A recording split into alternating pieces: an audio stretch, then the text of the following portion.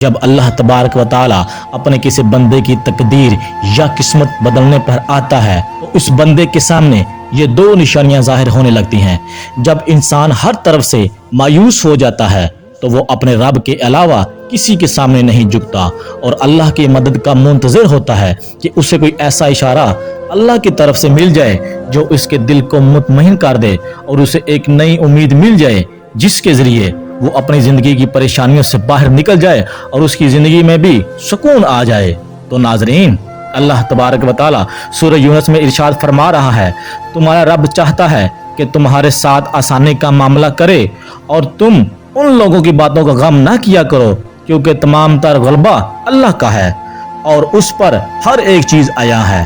اس کے علاوہ سورہ السجدہ میں اللہ تبارک و تعالی ارشاد فرما رہا ہے، جو کچھ گزر چکا ہے اور جو کچھ موجودہ چل رہا ہے اور جو کچھ آنے والا ہے وہ سب اس پر روشن ہے۔ ناظرین، زندگی ایک کتاب کی طرح ہے اور اگر تمہاری زندگی کے چند اوراق خراب ہو گئے ہیں اور اگر تم ڈپریشن کی طرف جا رہے ہو یا تم بے سکون ہونے لگے ہو تو جان لو کچھ کتاب کے ورقے خراب ہونے کا ہرگز مطلب یہ نہیں کہ پوری کہانی خراب ہو گئی ہے۔ سورہ الکہف میں اللہ فرما رہا ہے کہ تمہیں تمہارے ہاتھ پر چھوڑ نہیں دیا گیا اور مومن کا اعتماد اسباب دنیا پر نہیں بلکہ اللہ پر ہونا چاہیے، اور بظاہر ماحول میں سازگاری کے آثار نظر نہ آتے ہوں تب بھی اپنے رب پر پورا بھروسہ رکھو۔ وہ جب چاہے جہاں سے چاہے وقت پلٹ دے، حالات بدل دے، اور جان رکھو کہ تمہارے رب کے لیے یہ کوئی بڑا کام نہیں۔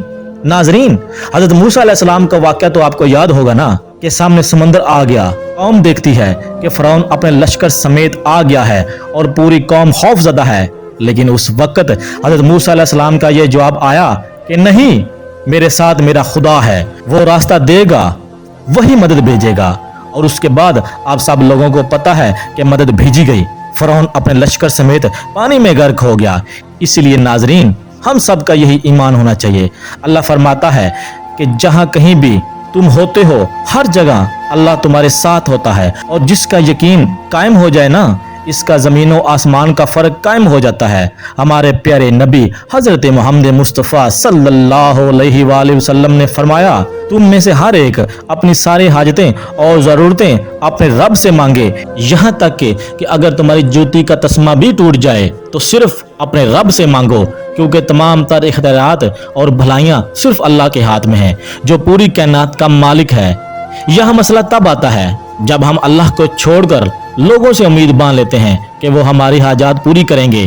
یاد رکھو، لہروں کے ساتھ لاشیں بہا کرتی ہیں، تیراک نہیں۔ اللہ تعالیٰ فرماتا ہے، اور جن لوگوں نے اللہ کو چھوڑ کر دوسرے لوگوں کو اپنا مددگار بنا رکھا ہے اور ان سے امیدیں جوڑ رکھی ہیں، ان کی مثال اس مکڑی جیسی ہے، وہ بھی ایک گھر بناتی ہے مگر سب سے کمزور گھر اس مکڑی کا ہوتا ہے۔ کاش کہ تم جانتے کہ اللہ کی مشیت ساری مشیتوں پر غالب ہے، اور اس رب نے جو چیزیں تمہارے لیے بنائی ہیں وہ خود تمہیں تلاش کر رہی ہیں۔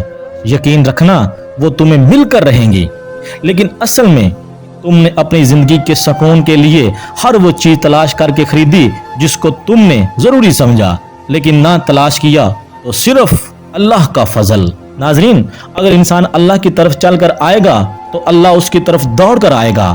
اگر تم اللہ کو یاد رکھو گے تو اللہ تمہیں یاد رکھے گا، لیکن ہم اگر اللہ کے علاوہ کسی اور سے امید لگا کر بیٹھیں گے تو ہم فقط اپنا ہی نقصان کر رہے ہیں، کیونکہ اللہ تعالیٰ فرماتا ہے کہ یہ دنیاوی آسرے تمہارے کسی کام نہ آئیں گے اور تمہارا رب ہی سب الاسباب ہے، اور اسباب کا پابند نہیں، اسباب اس کے محتاج ہیں۔ اگر یقین ہے تو اللہ پر یقین ہے، اگر نہیں ہے تو تمہارا یقین اسباب پر ہے، وسائل پر ہے، ذرائع پر ہے، اللہ پر نہیں ہے۔ پر تم جان رکھو کہ تم حقیقی طور پر اپنی زندگی میں کامیاب تبھی ہوگے جب تم اپنے دل میں ایک بڑی جگہ اللہ کو دو گے اور اس پر پورا یقین رکھو گے، تو اللہ بھی تمہارے لیے بہترین وسیلے بنا کر تمہاری مدد کا انتظام کرے گا۔ پیارے سننے والوں، اگر اللہ اپنے کسی بندے پر اپنا خاص کرم کرے اور اس بندے کی تقدیر کو بدلنے لگے تو اس بندے کو کیسے پتا چلے گا کہ اللہ نے اس کی قسمت بدلنے کا ارادہ کر لیا ہے؟